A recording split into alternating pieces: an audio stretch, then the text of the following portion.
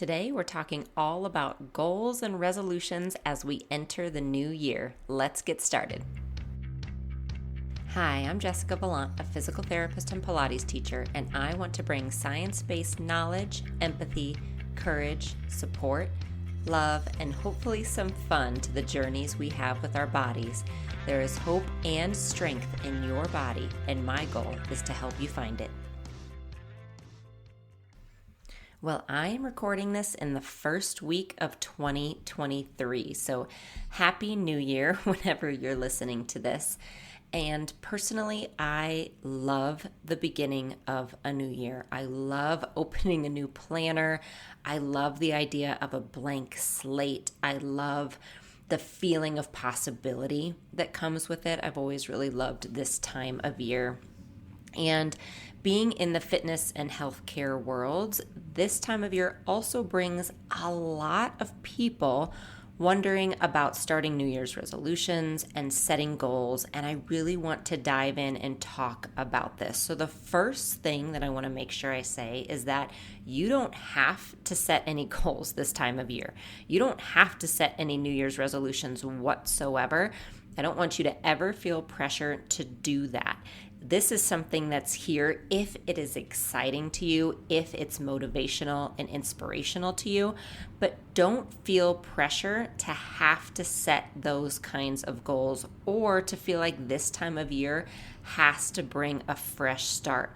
Our lives don't always listen to the fact that it's a new year, right? So life circumstances will come and go, and they don't always care what time of year it is. So you can set these kind of resolutions and goals anytime during the year that works for you. It can be anytime. You can wake up any morning and decide that you want to start something fresh or you want to change something.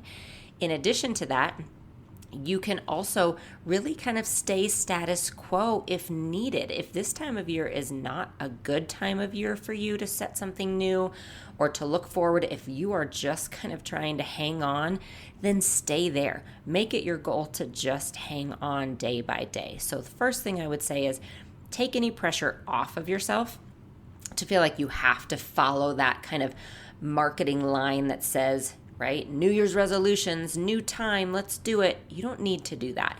This is here if it is an exciting time or a motivational time for you, but also I'm going to talk through some really kind of real life talk and real life and real world examples of how we can use this mindset of goals and resolutions to set us forward on a foot that feels right to us. So I'm going to kind of pull back the curtain and give you an idea of how I work through the new year. So how I kind of decide on possibly goals or resolutions that I have. I really like the word goal actually more than resolution. So I probably won't use that term resolution so much.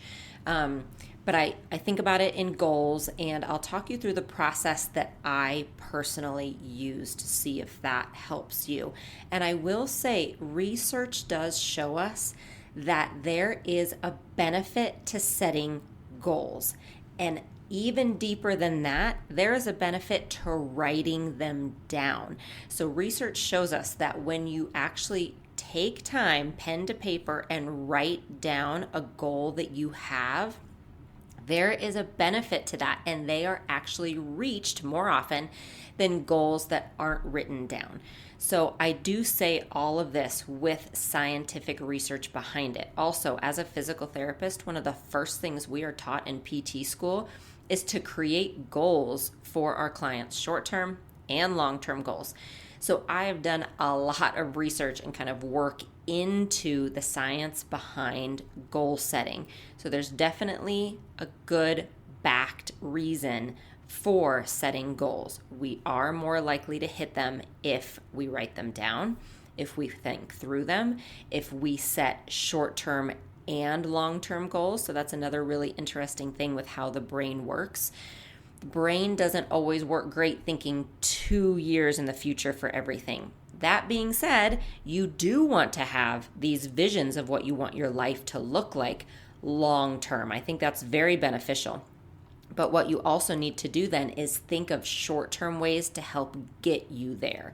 So I'll talk a little bit about how I break that down into like what a short-term kind of goal might look like, and then what the long-term piece of that looks like as well.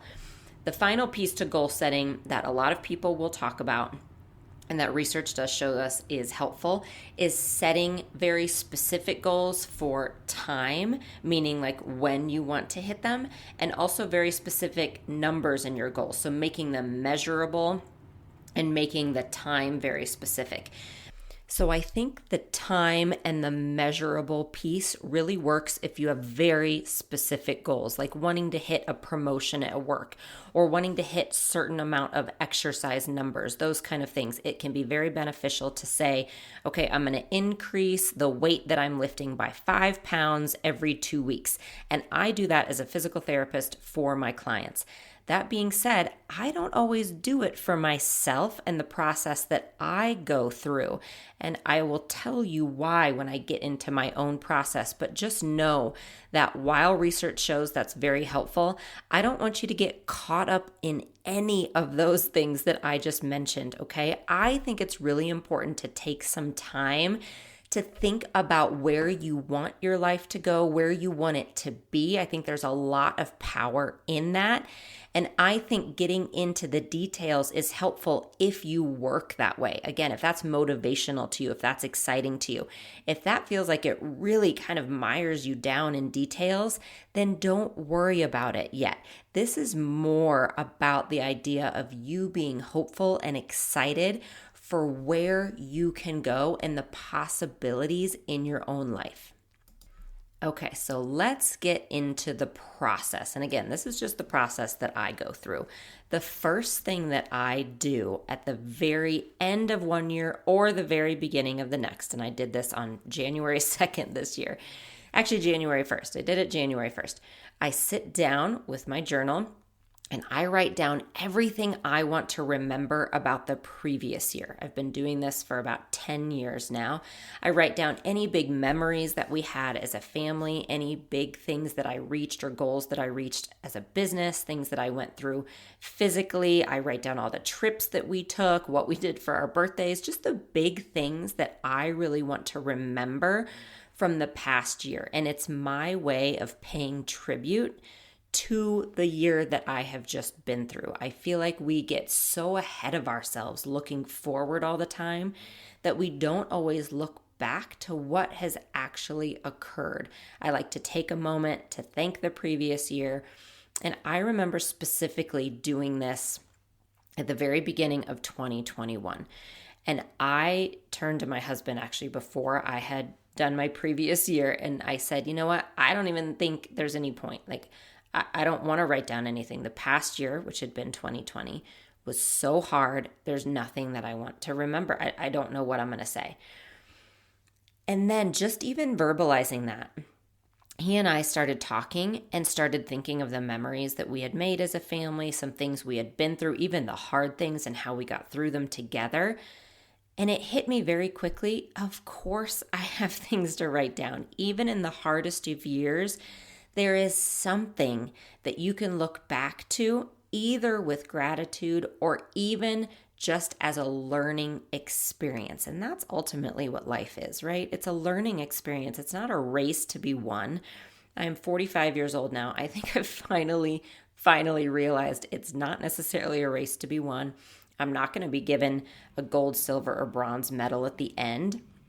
This is a journey to get through with ups and downs and different turns and twists. So there's always a learning experience. So even in the hardest of years, take a few moments, look back, write a few things down, and it's really neat to go back later on to look back at previous years.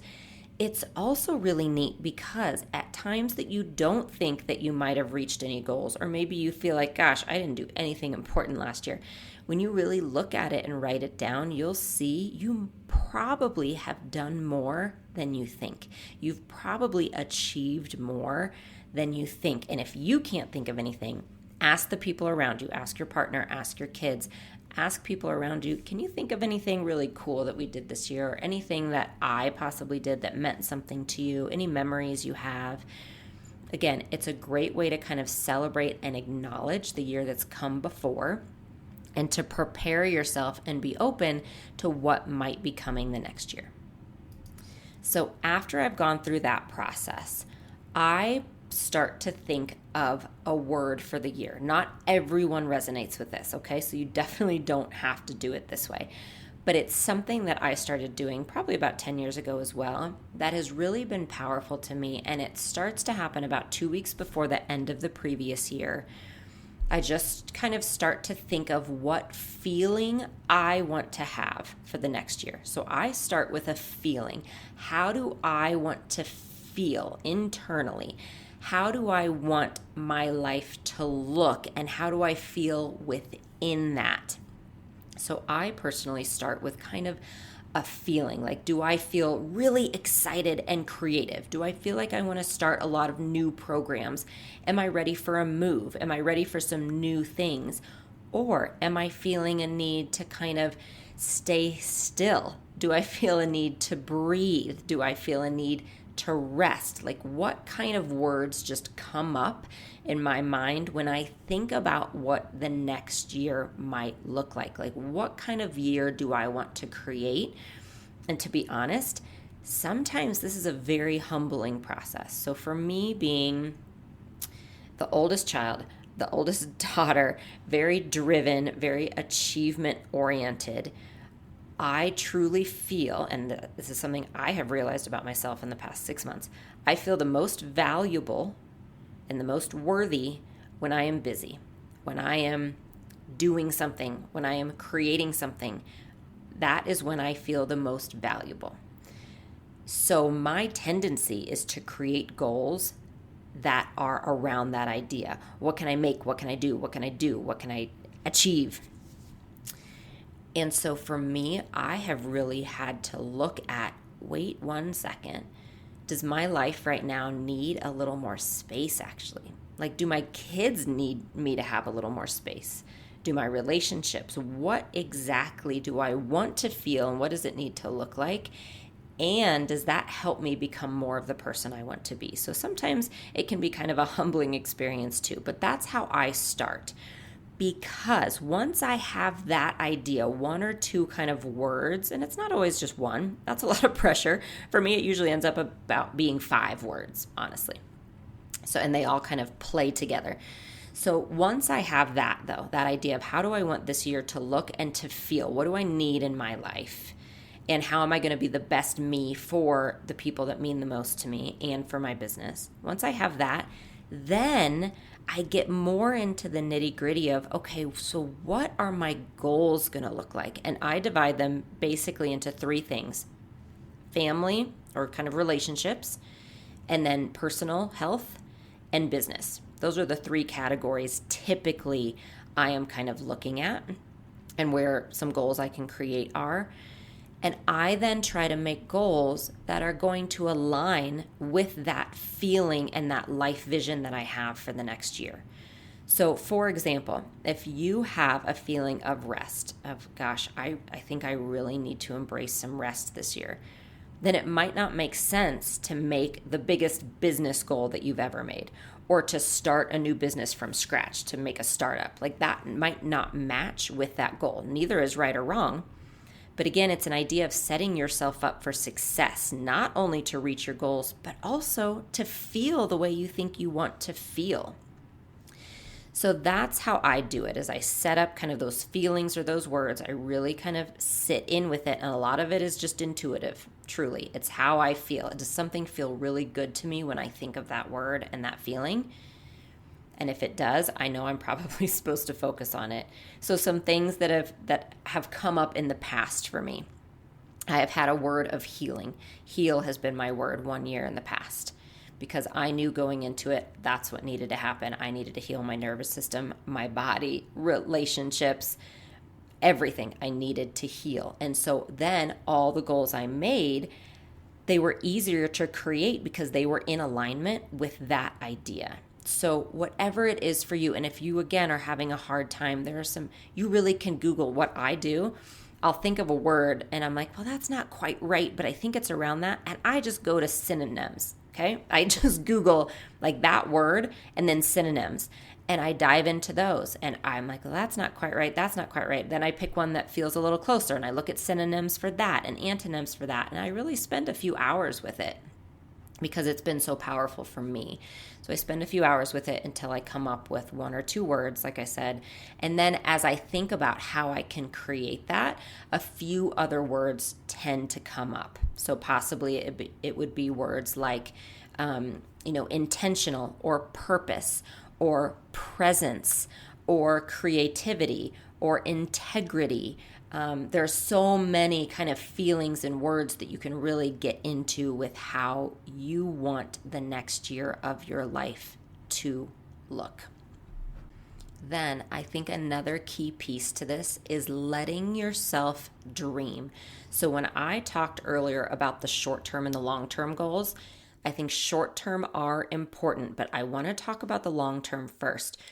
When I say long-term, I mean visions. I mean your dreams. I mean the things that you don't know how you're going to get there, but that's what you want. You can't see a path forward, but you want to get there. Maybe it's a dream house. Maybe it's living in a dream location. Maybe it's a relationship that you want to come back together that feels like it's broken. Anything that is important to you that you see in your dreams, write them down. And they don't all have to go right onto a dream board or into a goal list, but write them down. There's power in that. And I truly believe you don't have to know yet how you're going to get to those things. But by believing for them and believing in them, there is more possibility than if you put them aside and believe they'll never happen. Okay, so believe for those things. One example for me was when we moved back to Denver in 2017, we were extremely privileged to be able to buy a house, but we literally had scraped and clawed to be able to do that at that time.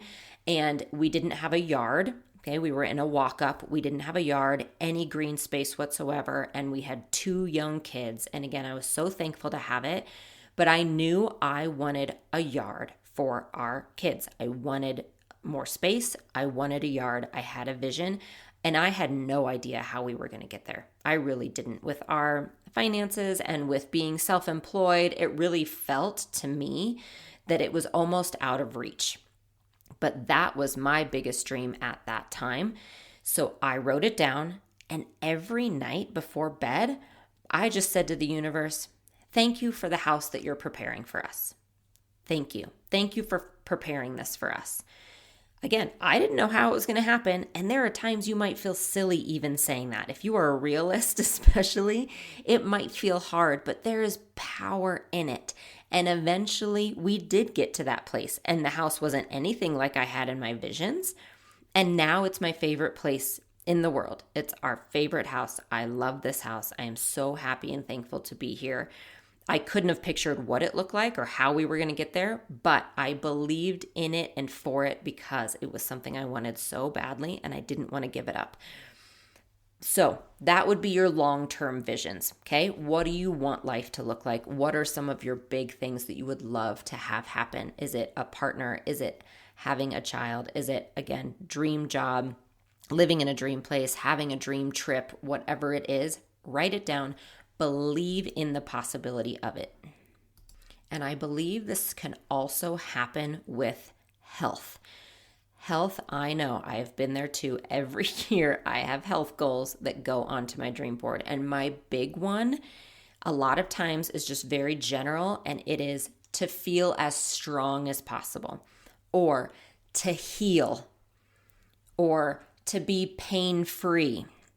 Okay, and those are valuable things to write down. Again, don't think for a second whether they are realistic or not when it comes to the definition of realistic. It doesn't matter right now. You are writing down your dreams and what you want. You are putting it out into the universe, and believe me, science shows that there is power in that. So write it down. So then you basically have created your own vision board. If you've heard of what a vision board is or a dream board, You've created it. You have some words that you can come back to almost like a mantra. You have some big things that you want to have happen, and you can use words to do this. You can do pictures. A lot of people do magazines and cut out pictures. I did that for a few years, and I found it didn't resonate with me. I would look at pictures and I would just know it was someone else in the picture. It was from a magazine I didn't want to read. It helps me more to use note cards. I use different colored note cards. I use a Sharpie and I write it down and I put it on a board that sits above my desk for the entire year. And that's what helps me the most. So find what really does resonate with you and do that.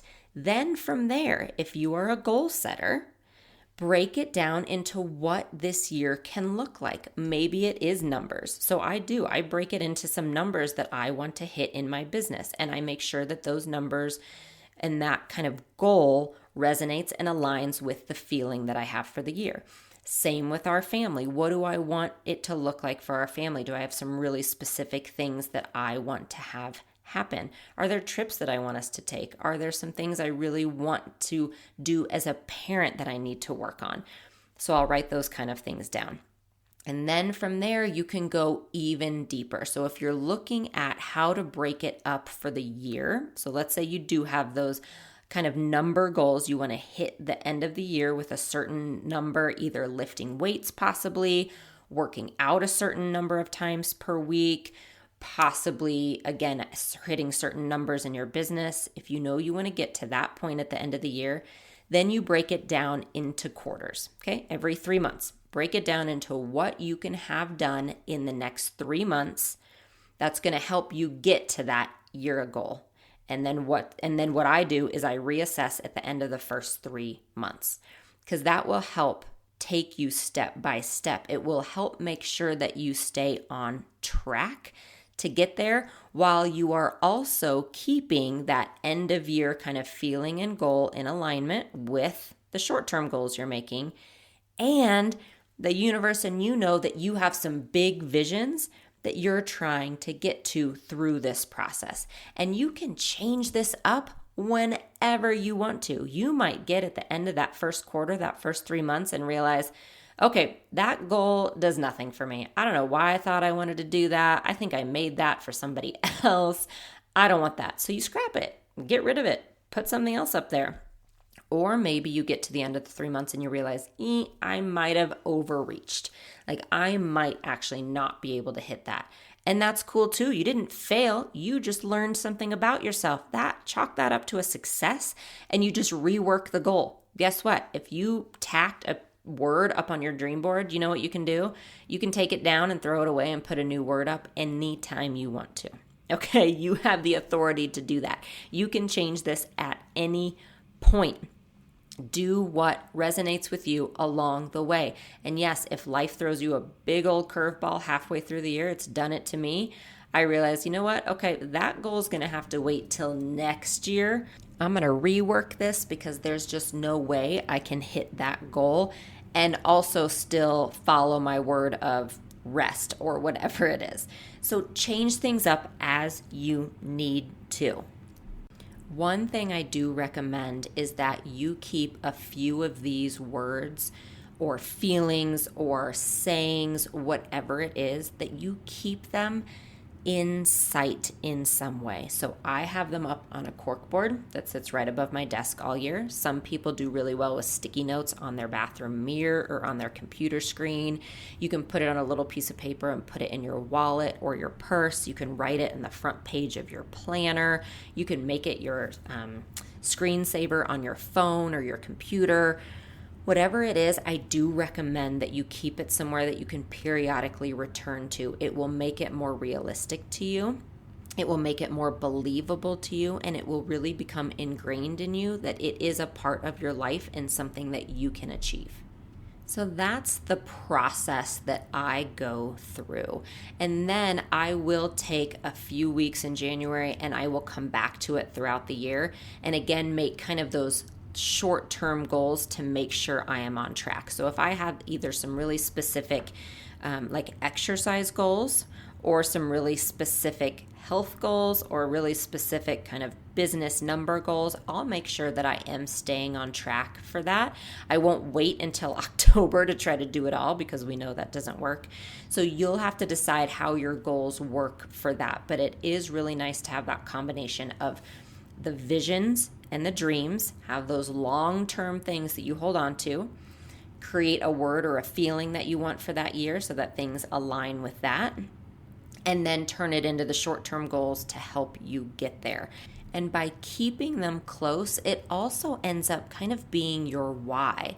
So for me right now, I do have a health goal of having my hormones checked again. I had them checked years ago after my hysterectomy. So that was about 2.5 years ago. It's time for me to see where I am. And that is a process. Like I can't just call my doctor today and say, get me in, let's check my blood work. It's a process the way I go through it, working with a functional medicine expert and having the tests done. And it is something I know I want to finish this first quarter. And the reason that's my goal is because I've been putting it off for a few months now, but also because I know if I want to implement those things, I'm going to need the rest of the year to do it. Like I know that I kind of need that time to get it done. So my goal is just in the first quarter to get this testing done, get the results back, find out what the results are. Like that's a very realistic goal that I can have done by the end of March. Then I will decide what comes next. Do I depending on the results, do I end up changing up my supplements? Do I need to change up my workout routine? Do I need to learn more about so-and-so? What do I do next to help that? And so just keep it in those 3-month segments so that you can make the next 3-month goals realistic depending on what happens after the first 3 months, because you're going to have to change it up. You don't know quite how you're going to respond yet. You don't know where life's going to be exactly in 3 months. So reassess in 3 months, but also be realistic about what you do now and keep yourself accountable for it. And having those kind of words and those goals in front of you really help to keep you accountable.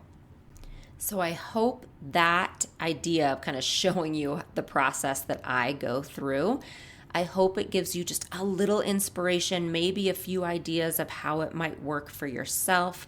Again, I want you to take what works, leave behind what doesn't. This is an ongoing, evolving process, but I do want you to remember you are worth doing this work for.